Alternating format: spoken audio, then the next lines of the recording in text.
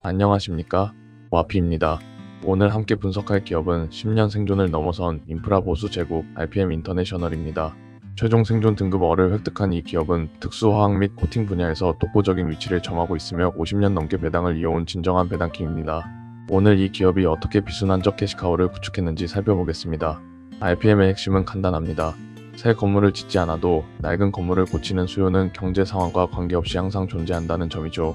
흔히 말하는 경제적 해자가 바로 여기서 나옵니다. 홈디포나 로우스의 매대를 장악한 러스트올륨과 DAP 같은 브랜드들은 소비자가 가격보다 신뢰를 선택하게 만듭니다. 매출의 65%가 이런 수리와 유지 보수에서 발생하기 때문에 어떤 경기 사이클에서도 흔들리지 않는 안정적인 현금 흐름을 만들어내고 있습니다. 오프닝 스토리로 시작해보죠. 경기가 나빠져 새 집을 살 수 없는 시대가 오면 사람들은 어떻게 할까요? 바로 낡은 집을 고치기 시작합니다. 지붕에 비가 새고 파이프에 녹이 슬면 소비자는 주저없이 DAP 실리콘이나 러스트올륨 녹 방지제를 사러 홈디포로 향합니다. 건설 경기가 꺾여도 이 수요는 절대 죽지 않습니다. RPM은 바로 이 비순환적 수요의 가장 강력한 수혜자이며 50년 넘게 배당을 삭감한 적이 없는 불멸의 캐시카우입니다. 최근의 주가 추이와 모멘텀을 보면 그 진가가 드러납니다. 팬데믹 당시 인테리어 붐으로 주가가 $100를 돌파했고 이후 원자재 인플레이션 상황에서도 강력한 프라이싱 파워를 증명하며 제품 가격을 인상해 방어해냈습니다. 최근에는 $108 수준의 신고가를 경신하며 MAP 2025 전략을 통한 마진 펌핑 효과를 입증했습니다. 워런 버핏이 가치 투자의 정석을 보여주는 종목이라 할 수 있습니다. RPM의 가장 큰 경쟁력은 완벽한 포트폴리오 해징에 있습니다. 셔인-윌리엄스 같은 경쟁사들이 신축 건설 경기에 직접적인 타격을 받는 것과 달리 RPM은 다릅니다. 경기가 좋을 땐 사업용 방수제 수주가 폭증하고 반대로 경기가 나쁠 땐 DIY 소비재 수요가 방어막이 되어줍니다. 어떤 경제 환경에서도 한쪽 부문이 반드시 다른 쪽을 보완하는 구조적 안정성을 갖추고 있는 것이죠. 사업 구조를 보면 틈새 시장에서 1등만 모아놓은 연합군이라는 점을 알 수 있습니다. 크게 세 부문으로 나뉩니다. 첫째, 병원이나 공장의 누수를 막는 건축제품 부문. 둘째, DIY 시장을 장악한 소비재 부문. 셋째, 선박이나 교량 부식을 방지하는 고성능 특수 부문입니다. 각 분야에서 독보적인 전문성을 바탕으로 B, B C 시장을 동시에 점유하고 있습니다. 산업구조 측면에서 RPM은 S등급입니다.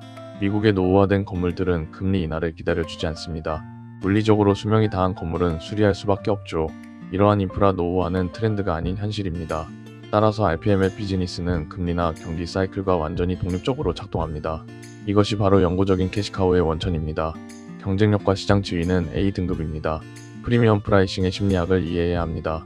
파이프를 때울 때 몇천 원 아끼려다 더 큰 누수 피해를 보고 싶지 않은 심리, 그것이 바로 DAP와 러스트올륨 같은 브랜드를 선택하게 하는 힘입니다.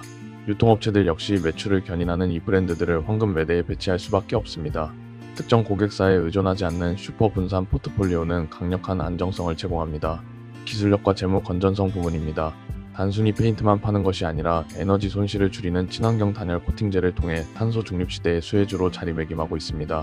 또한 MAP 2025 전략을 통해 본질적인 문제였던 낮은 마진을 해결했습니다. 비용 절감과 운영 효율화를 통해 매출 성장이 영업이익의 폭발적 증가로 이어지는 구조를 만들어냈으며 이는 최근 EPS 서프라이즈를 통해 증명되었습니다. 종합평가입니다. 산업구조는 필수 소비재 성격의 비순환적 수익 덕분에 S등급, 경쟁력과 시장 지위는 브랜드 로열티로 A, 재무 건전성 또한 비용 통제 성공으로 어등급을 부여했습니다. 기술 파이프라인도 친환경 수요와 함께 B를 기록했습니다. 다만 글로벌 유가 변동성에 따른 리스크는 C로 분류하여 모니터링이 필요합니다. 리스크 측면에서 아킬레스건을 짚어보겠습니다. 첫째, 원재료의 90% 이상이 석유화학 화생물이라는 점입니다. 유가가 폭등할 경우 가격 전력을 발휘하기 전까지 단기적으로 마진이 훼손될 수 있습니다.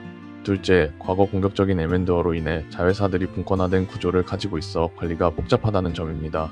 이를 해결하기 위해 MAP 2025를 통한 통합 작업이 진행 중이지만 여전히 주의 깊게 봐야 할 요소입니다. 마지막으로 모니터링 가이드입니다. 유가가 $100를 돌파하는 극한 상황에서 홈디포가 PB 상품으로 매대를 대체할 때를 즉시 경고 신호로 보십시오. 또한 사업용 부동산 시장 붕괴로 TREMCO 수주 잔고가 마이너스로 전환되는지 관찰해야 합니다. 반면 MAP 2025가 완성되어 이익률이 최고치를 경신한다면 아주 긍정적인 신호입니다. 다음 실적 발표인 7월 하순을 기점으로 성수기 매출과 마진 목표 달성 여부를 최종 확인하시기 바랍니다.